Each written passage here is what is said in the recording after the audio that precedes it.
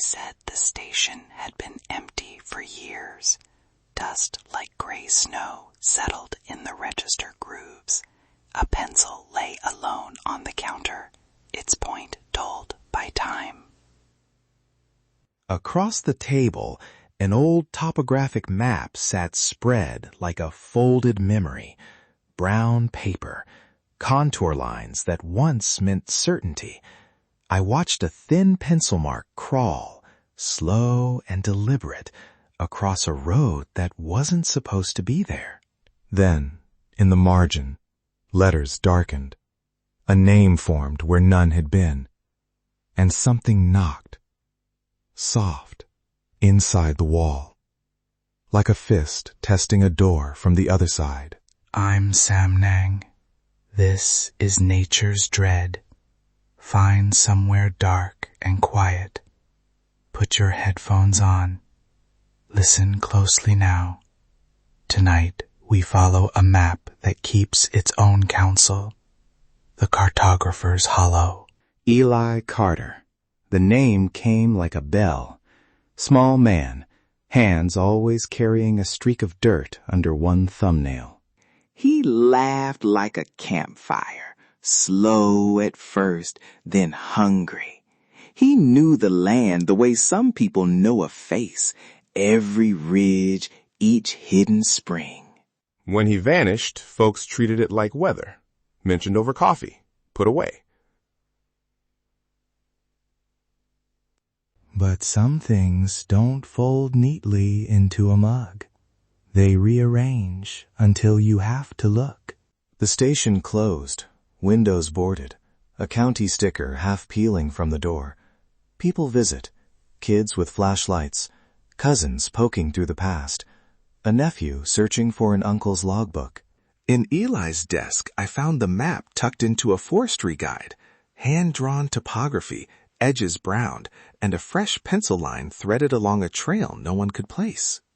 At first I thought prank, volunteer cartography, a kid with time. But the line trembled in spots, an old hand tracing something seen once in the dark. There were smudges at the margin, ghosts of fingerprints. When I leaned in, I could almost see the ridge of a thumb in the graphite. Marta, who lives down the lane, put both hands flat into hers and told me, I didn't touch it. Do you feel that? The small, absurd faith we put in paper. We hand it a job, show us how to get home, and we believe the ink. What if the ink remembers differently than we do?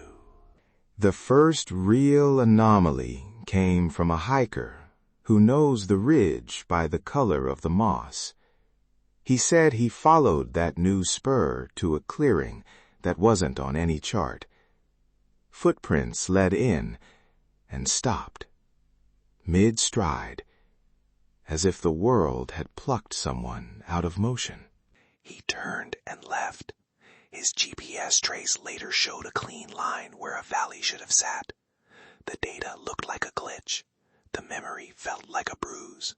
Then I pulled old police scans, search forms, stamps, suspended cases, names and coordinates typed in neat rows. When I compared them to modern maps, spots shifted. A ridge became a hollow between copies. A creek moved a mile. It read like erasure and replacement, not sloppy filing, a pattern. The map seemed to be doing the work of remembering and forgetting at once. Neighbors began sharing things they'd never said before. An old logger. My compass spun in my pocket. Boots took me somewhere I didn't know. A pair of searchers. Radio static that spelled a name. Eli. Over and over. Names showed up in photocopy margins. Volunteers who once searched now lived as faint annotations.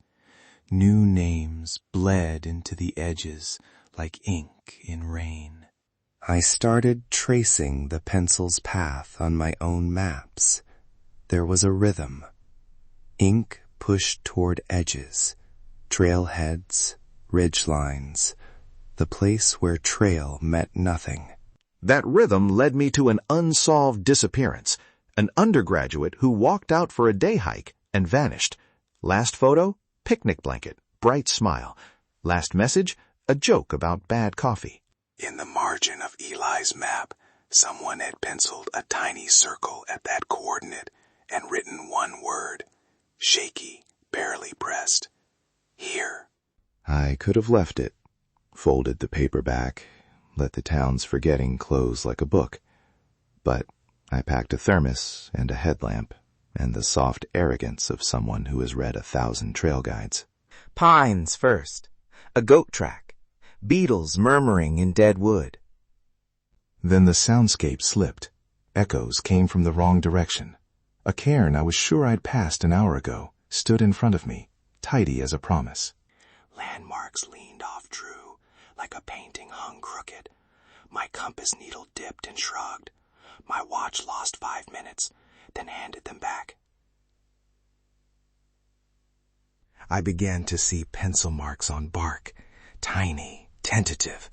The map's lines copying themselves onto the world, or the world impressing itself back onto the paper. The sky seemed to hold its breath. The fear takes hold. When the clearing came, everything aligned.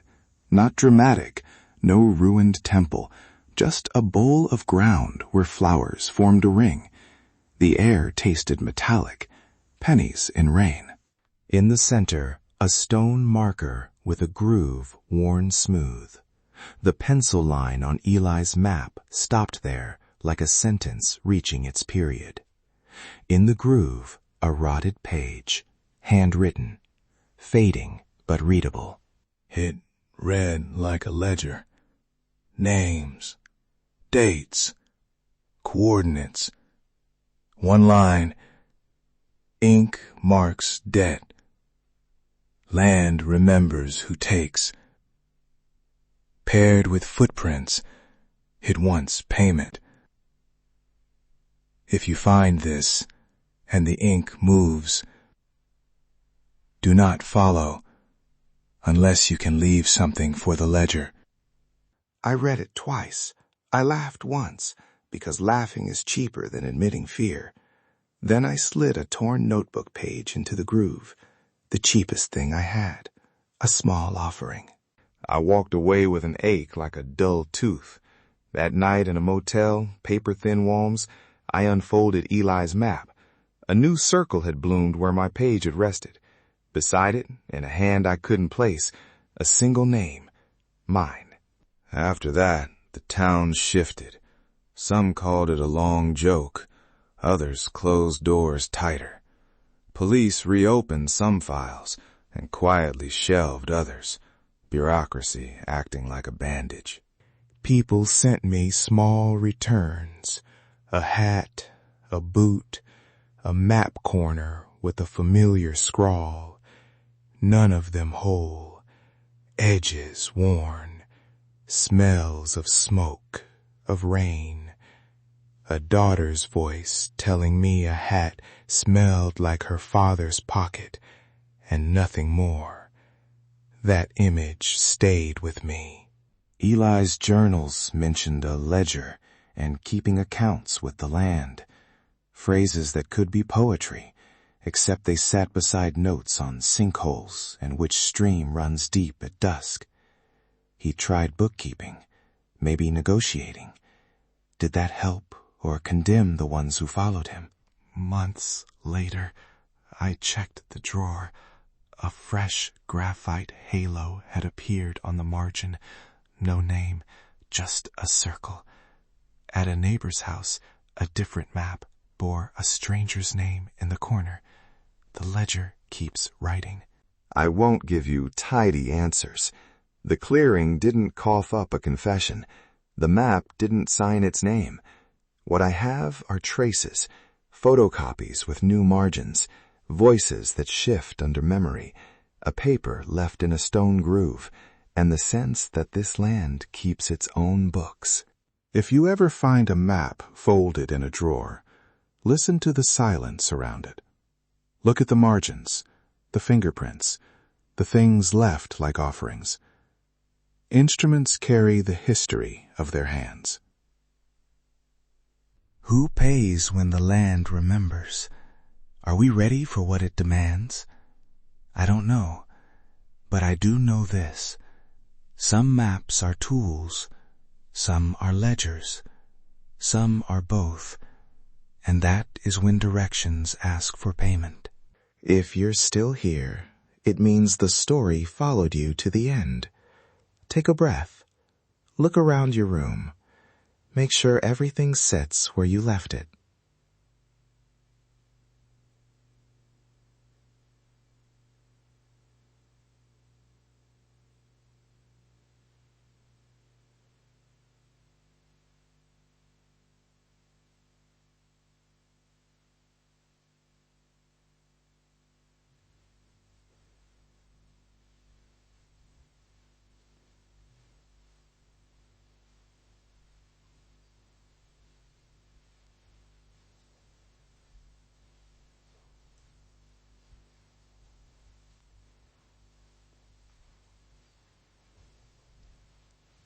If this episode stayed with you, share it with someone who listens in the dark.